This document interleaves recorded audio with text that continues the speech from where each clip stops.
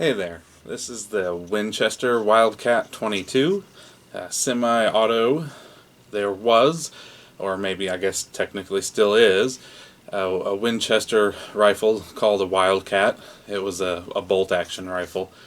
And this one, the new semi-auto version, is fairly new. Came out last year in 2019. Was that SHOT Show before that, of course. I saw this when it was announced, and I really liked a lot of things about it. Favorite color being red, not at all important really for the gun. It's just an aesthetic thing, but red trim here. It's like, I like red. But then I saw that the mags release, well, you can do it two ways. The little flip lever here, like a 1022 Ruger would have. But you can also use these. It has one on each side. You can see it pops it out pretty well. I saw the magazine, 10 round box magazine, rotary magazine, and I thought, oh, that looks really familiar.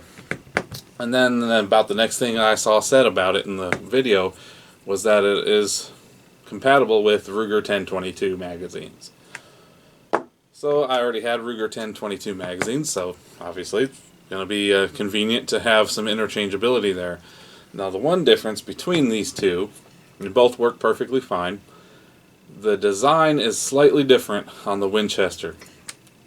If you can see it, there's a little nub right there in that corner. That allows this to do the last round hold open on the Winchester model. Now the design on the Ruger BX1 mag doesn't have that, obviously, so it'll work perfectly fine as far as cycling, but it's not going to hold the bolt open on the last round.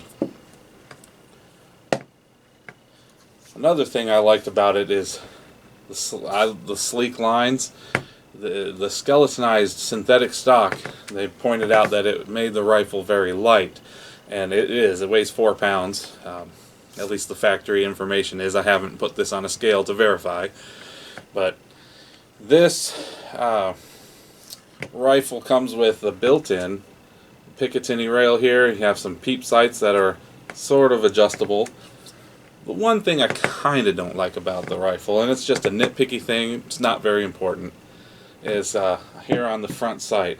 Probably can't get a good picture of it there, but on a Ruger 1022 you might see a little gold nub there, a little gold dot. This doesn't have it. It's not absolutely necessary, but that's why I don't feel it's a real big deal. But the one neat thing about this was the takedown, and it's a little difficult to do with just your finger, but you can do it. There we go. Push this button in on the back. I'll show you that in a moment. And this whole assembly slides out for the trigger. Now this makes for really easy and convenient cleaning. And you can see this is made a lot of plastic. There are some metal parts in the springs, obviously. This charging handle is metal. But there's a lot of plastic in here, so you might be concerned about the longevity of it. But even with 22 long rifle not having a whole lot of kick to it, if you will, you might still be concerned, but so far in my experience it hasn't had any problem. I don't see any excessive wear happening. The reviews I've watched others make of this rifle, they put a lot more rounds than I already have, but no obvious signs of wear or breaking down of any of these plastic parts. So it's convenient with the 22 not having a lot of power, if you will. Now this is dirty. I had it out today, and I'll throw in some shooting video of it. Haven't cleaned it yet, but it pops in fairly easily. To go back, just put it in here, locks back in place. I didn't mention while I had it out, there's included, and has a little space for it, is the little Allen keys that you can use to adjust sights and whatnot. If the bolt is locked open, do it this way, there is a metal, or there's a little plastic tab here. You can just push that down and you can see it does that. 18-inch barrel. The length of pull, not very bad at all. It's kind of on the short side for an adult, but it's not uncomfortably short, at least for me.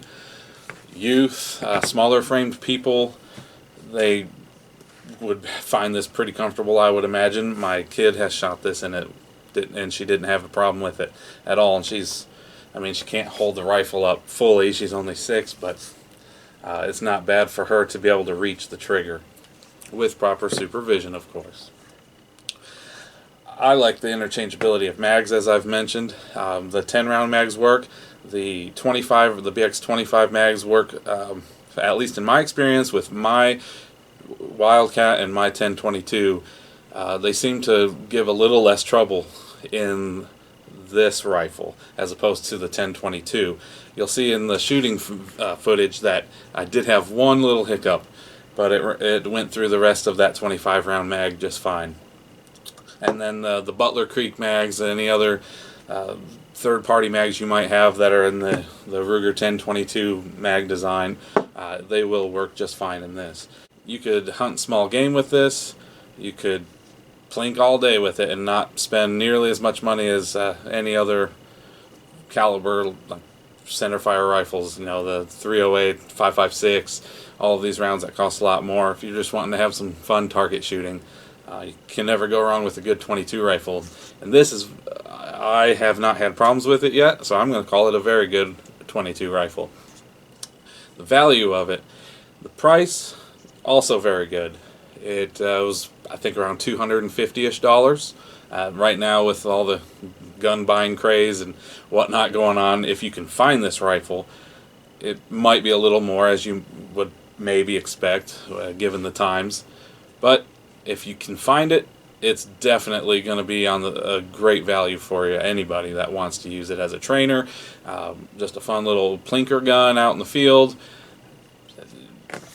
You might have a hard time finding it. I've only seen 2, including this one. The store that I got it from had one other that they were able to nab when they got this one for me in the order that I had placed. And that rifle didn't last real long in their store. Haven't seen another one since, and haven't seen it at any other stores. I haven't looked for it necessarily, but I haven't seen it online either. I haven't seen it on sale anywhere. It doesn't mean it hasn't been, because I haven't actively been looking for it. Here, one more interesting thing on the fore end of the stock. This can pop off.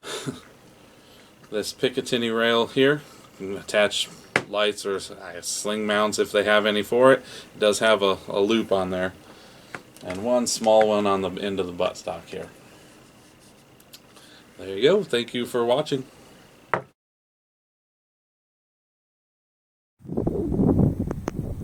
I got the Winchester Wildcat here. I'm going to be using the Wildcat mag that it comes with, the 10-round box, and I'll also use the Ruger 10-round. Just for kicks, I'll give another chance to the Ruger BX25. Had some problems with these ones in particular on my 1022, but we'll see how well it works here.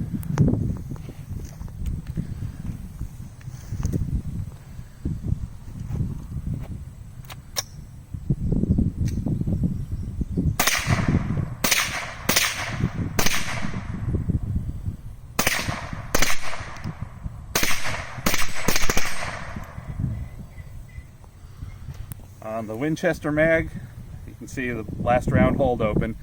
Now the Ruger mags are not going to do that.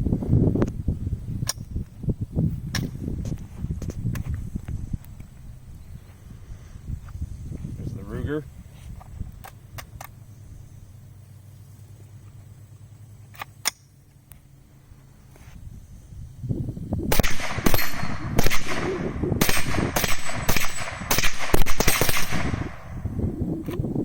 See, it did not hold it open, but it functioned perfectly.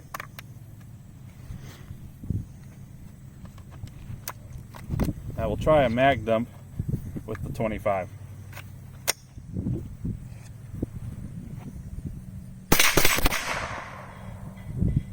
See? These 25 round mags always giving me trouble.